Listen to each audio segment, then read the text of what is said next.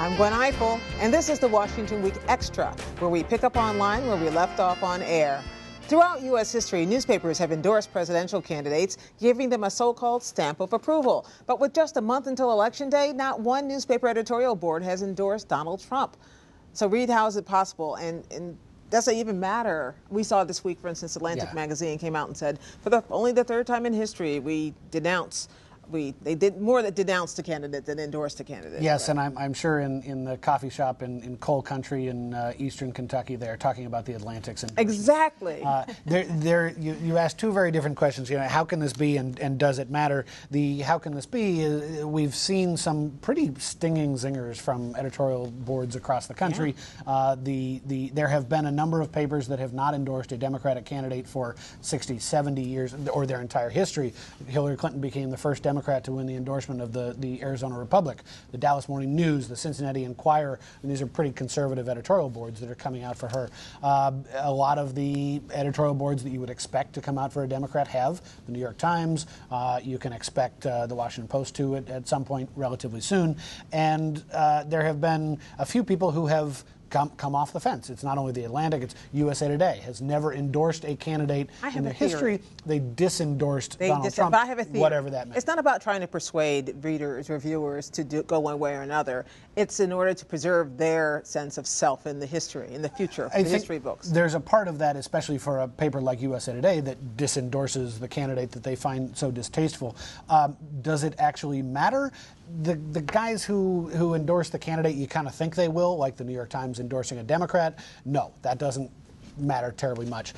There have been some academic studies, though, that show that there is some influence, at least around the margins, when a conservative paper endorses a liberal candidate or vice versa.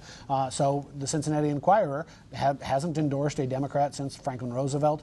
Their backing of Hillary Clinton will probably make its way into a whole bunch of Hillary Clinton advertisements in the Southwest Ohio area, and you can imagine that that'll sway at least a few voters. Well, since we're talking about history, Michael, I wrote a little blog this week about the history of presidential approval ratings. And one of the things that struck me is that the president's doing pretty well. I don't know if it's nostalgia because now he's leaving office, or whether this happens all the time, that in the second term of a presidency, people begin to all of a sudden think more highly of you. I think there is a tradition of when you're going out of office, you're getting a bump. George W. Bush being the most recent exception to that. He left office pretty unpopular.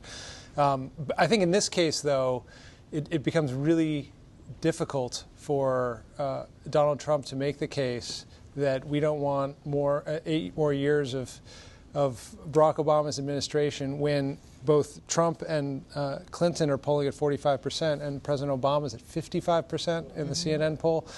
This is not just high, I think, historically, but it's high compared to where Obama's been most of his presidency. He's averaged something around 47%. Most of 2012, when he was running for election, he was closer to 45%. Is it the economy, like everybody says? I think the economy is part of it, but I think it's what he said at the White House Correspondents' Dinner, that it's the contrast. I mean, I think people are comfortable with him as their president, given the two candidates they're now having to choose from. Don't say that to Trump voters because they are distinctively not. But in the minority on that question. But in the minority, as it turns out, on that question. Okay, Gene, I want to talk to you about the other secret weapon, which is it's not so secret, actually. It seems like every 4 years we write about Michelle Obama, the secret weapon, and she gives a terrific speech, and we say, wow, isn't she good? Wasn't she always good? Wasn't she the closer in 2008? Yeah, she's always been very good, but she's done a good job of finish the campaign and go away. So she comes out and she's refreshing. She is a surprise, and it seems as though they've been holding her out as a secret. But she is, I think, better than any of them. And it's really amazing that she's the non-elected one. But she has a way of connecting with audiences, particularly young people, that I'd imagine stems from the fact that she's been hanging in their world with her children. And so she's been watching Ellen and Hip shows. Her children are teenagers. They don't hang around with their mother. Oh, well, the one is still young enough that she could still hang with mom. But she's in their space, and she talks their language. And millennials aren't that much older than her children, and some of them are right in the same range as her oldest daughter.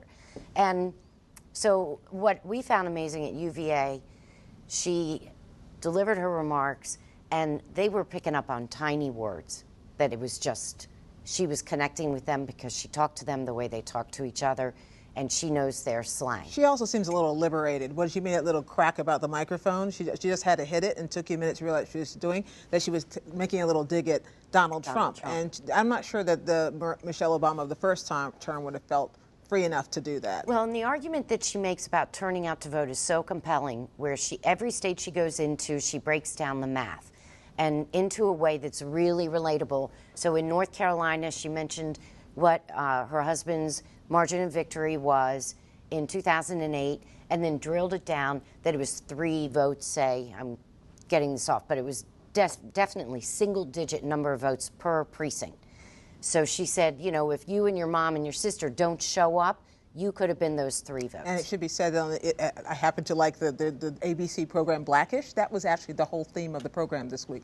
People who were saying, we don't need to go vote. And then Michelle Obama appears on the screen at the end. It makes that argument? And it makes exactly that argument. Very interesting. It's really compelling. Okay, every now and then here on the webcast, we like to go behind the scenes about what reporters are doing with their days every week. And Jennifer, God bless her, has been out there on that Trump campaign, on the Trump train, covering it very interestingly, kind of day to day, and watching more carefully than the rest of us managed to, the differences from day to day. I want to play, you posted this week a little piece of video of something that you saw in a classroom in Iowa? It was in Nevada. In Nevada. In Las Vegas. Not Nevada. Here we go again. Where he walked into a classroom, Donald Trump, and this ensued. Hi, kids. Look at these great. Are they all great students? Nice to meet you. She's a teacher here? Yes, thank you. Great student. Yes, we're working hard. Now, 2 things I love, in case you missed it. One is one kid is saying, I'm nervous throughout.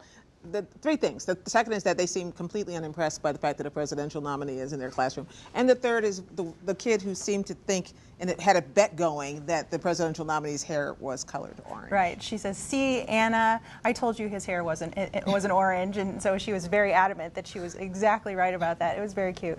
So, yeah, so the Trump campaign really tries hard to get cameras into some unusual situations. And in this particular case, they were meeting with a bunch of Hispanic evangelical leaders. This was a private Christian school. Many of the kids who greeted him in the front hallway, in the front lobby, were very excited. But with these first graders, you get nothing but authentic reaction from them. And after I posted that on Twitter, so many people responded that that little girl saying, I'm nervous, paralleled their feelings about Donald Trump, that child spoke exactly for what they were thinking about this campaign. I also think, I don't think most people realize behind the scenes that these are kind of semi-staged events, but even the candidate looked like he was kind of nervous, like he didn't know the last time he'd been in a room full of first graders. I don't know the last time I've been in a room full of first graders, and maybe that made him nervous too. He's definitely more comfortable around adults than children. I think we can kindly leave it at that. Thank you very much, everybody. We're out of here, but there's more online, including this week's Washington Weekly News Quiz, which I always fail. You try it. You check it out. See if you can pass. And we'll see you here next time on the Washington Week Extra.